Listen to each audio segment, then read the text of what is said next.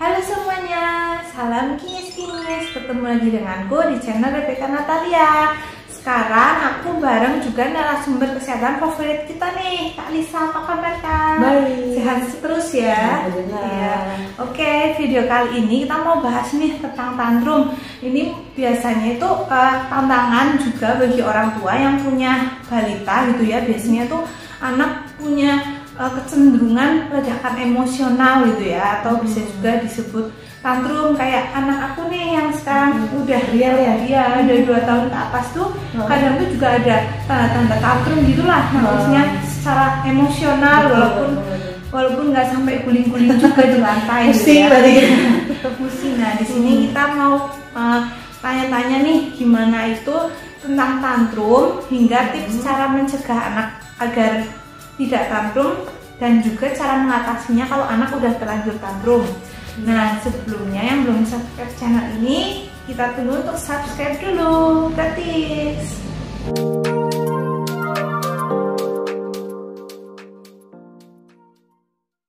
Oke nih Kak Lisa, sekarang pertama-tama bisa jelaskan nggak apa itu maksudnya tantrum? Mungkin ada yang sebagian yang lihat ini belum tahu atau asing gitu ya, artinya tantrum apa, padahal itu udah umum. Biasanya anak-anak itu kadang mengalaminya. Terus ciri-cirinya bagaimana?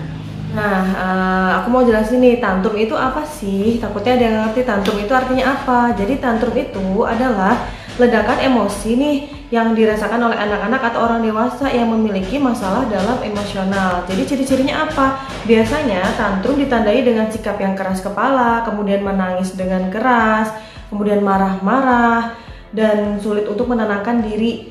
Nah, pada kasus tertentu, tantrum ini apabila pada anak bisa disebabkan gangguan psikolog nih, atau gangguan seperti autis gitu ya, depresi psikolog. Namun tantrum pada anak ini sebenarnya merupakan hal yang umum terjadi. Hal ini bisa dijadikan sebagai pengukur dari kekuatan pengembangan karakter pada anak-anak. Kemudian tantrum biasanya muncul pada usia berapa ya? Misalnya, tantrum ini muncul pada anak yang memiliki usia 15 bulan ke atas. Hal ini terjadi karena ketidakmampuan anak untuk menjelaskan apa yang menjadi keinginan anak-anak tersebut gitu. Oh, ciri-cirinya ternyata begitu ya, macam-macam juga ya tantrum itu. Terus biasanya itu tantrum tuh ada jenisnya nggak sih? Ada macam-macam tantrum apa aja? Terus tantrum ini juga bermacam-macam nih. Jadi jenis-jenis tantrum yang pertama ini ada tantrum manipulatif. Apa itu tantrum manipulatif? Itu tindakan yang dilakukan oleh anak-anak ketika keinginannya tidak terpenuhi dengan baik. Kemudian ini adalah tantrum yang dibuat-buat oleh anak-anak nih untuk membuat orang lain memenuhi keinginannya. Dan perlu diingat, tantrum manipulatif ini tidak terjadi pada semua anak. Jadi nggak semua anak terjadi tantrum ini ya. Kemudian kebanyakan tantrum manipulatif ini muncul akibat adanya penolakan gitu. Dan yang kedua ini ada tantrum frustasi. Apa itu tantrum frustasi? Ini umumnya tantrum frustasi yang terjadi disebabkan karena anak belum bisa mengekspresikan dengan baik. Anak dengan usia 18 bulan rentan alami tantrum frustasi. Kondisi ini akibat merasa kesulitan mengatasi dan mengekspresikan apa yang dirasakan nih kepada orang lain. Namun tidak hanya itu, anak mengalami tantrum frustasi dipengaruhi beberapa faktor. Misalnya si anak ini kelelahan, kemudian kelaparan, dan gagal melakukan sesuatu. Ini biasanya terjadi tantrum frustasi. Ini ada lokasi-lokasi yang sering terjadi nih anak-anak kita tantrum. Itu biasanya di mana ya? Yang pertama itu ada di supermarket, kemudian ada di playground, ada di toko mainan, kemudian ada di restoran, dan ada di rumah kakek nenek atau di kerabat gitu. Oke deh, kita sekarang udah tahu ya apa itu tantrum gitu ya. Terus sekarang tips cara mencegahnya agar anak itu nggak tantrum nih gitu, apalagi di lokasi-lokasi yang tadi Kak Lisa sebutkan ya. Aku juga punya beberapa tips nih gimana cara mencegah di lokasi-lokasi yang tadi udah disebutin ya, gimana biar tidak terjadi tantrum. Kalau untuk di supermarket, kita pastikan nih anak sebelum ke supermarket itu sudah kenyang sebelum berangkat dan tidak mengantuk. Kemudian yang kedua, perhatikan jika terlihat tanda-tanda anak tuh mulai lelah. Dan yang ketiga itu hindari terlalu lama berkeliling di supermarket. Nah, di lokasi yang kedua itu di playground, beritahu 5-10 menit saat ingin mengajak anak untuk pulang. Dan yang kedua, saat mau siap-siap pergi, pasang wajah yang ceria. Untuk orang tua nih, pasang wajah yang ceria, validasi perasaan anak saat sedih, dan alihkan perhatian anak itu dengan kita mengobrol. Kita cari topik apalah yang membuat anak itu ingin ngobrol dengan kita. Kemudian di lokasi yang ketiga ini ada di toko mainan. Ada di toko mainan. Ini tempat yang paling keramat, yang paling sering terjadi TKP untuk terjadinya tantrum pada anak-anak. Nah, ini untuk mencegahnya, saat di rumah kita bikin kesepakatan dengan anak tentang apa dan berapa mainan yang boleh dibeli. Di lokasi berikutnya itu restoran. Jadi kita apabila punya anak-anak yang masih usia rentan tantrum, kita carilah restoran yang kid friendly nih. Kemudian turunkan ekspektasi soal makanan anak. Kemudian bawa mainan atau benda kesayangannya anak agar nggak bosen saat menunggu makanan datang. Kemudian jika terjadi tantrum, kita amankan anak ke tempat sepi, kemudian peluk, dan kita tunggu sampai benar-benar tantrum itu selesai. Kita harus sabar.